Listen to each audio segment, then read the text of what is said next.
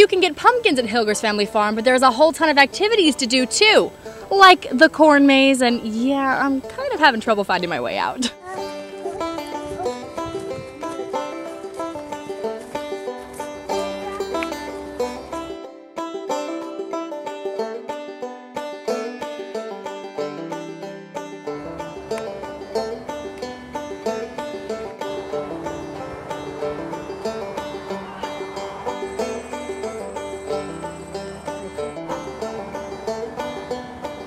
So make sure if you're picking out pumpkins for you and your family, you keep Hilgers Family Farm in mind. They have a whole ton of things to do. From Hollywood to Fort Wayne, I'm Heather Cruz bringing you the latest entertainment news.